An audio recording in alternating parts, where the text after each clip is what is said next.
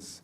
I noticed that that there are a lot of people, politicians, they have compassion for people that are homeless on the streets. They're compassion, and they feel sorry for them, so they don't have a place to stay. Let them stay on the sidewalk. Let's give them money, and let's take care of them on the street. But that's not compassion. They hate the homeless.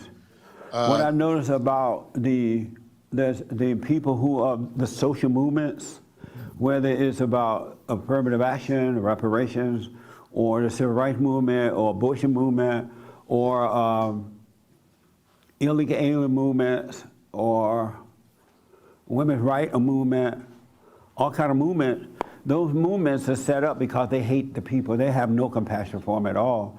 And if you really, really pay attention to it, the people don't get better, but the people who are heading up the social movements, they're getting rich, they're living in an amazing neighborhood, they have a lot of money, they do things. And so they have no compassion for you at all. They have none. It's a way for them to get wealth. And because you are not your own person, you fall for the social movement and you give up your wealth and you stay poor. You feel good about helping feed the hunger or have a shelter for the hunger or toy drive or whatever. You're feeling good about it, not knowing the people playing your ego. They're getting wealthy from it. It's like sending your children to the public school system. The people who encourage you to send your children to a public school, they're not sending their kids there. They'll go to private schools. They have security guards and armed guards at school. They're fine, but you feel good because you don't want to leave one child behind. You don't want to make a child feel bad by sending your children to a public school, so you keep your kids in the school, not paying attention to see that, well, the people who are telling me to send my children to a public school, why don't they send theirs? They're not sending their children to these schools, but you feel so good thinking that you're helping, you sacrifice your children. Isn't that amazing? They don't have any compassion. If they had compassion and they thought what they were doing was good, they'll send their kids there too. Oh, here's an example. My kids are in these bad schools too, but their kids are not there. Nobody got wealthy from the civil rights movement but the so-called civil rights leaders. The blacks are still fighting and begging, and they're worse off today. They're not independent. They stopped creating. They used to be very independent. They bought land. They, even with the black schools, universities and things like that, they were amazing schools because they worked on their own schools, because they didn't have leaders telling them not to do it. Go break down the white school. They don't care about, social leaders don't care about you. They have zero compassion.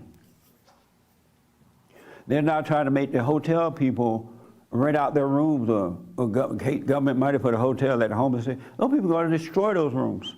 And who are going to be left with the bills and the heartaches? The hotel owners. What y'all thinking? Why y'all looking crazy?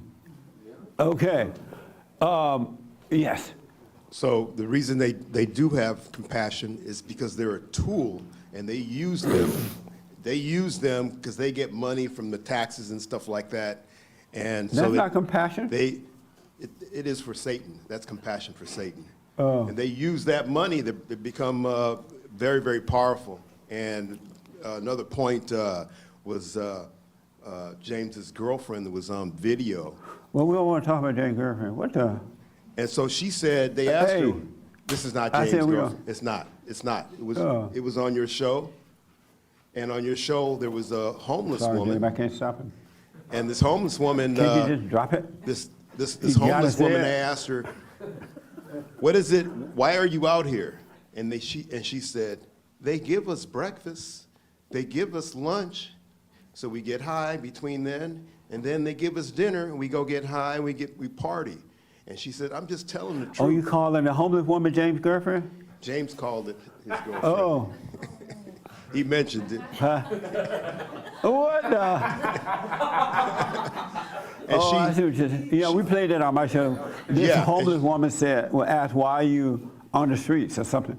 And she said, because it's easy. You get free food. You can come back home and get high. You go get breakfast. Come back home and get high. And then you go back to get some lunch. And then you come back and get high.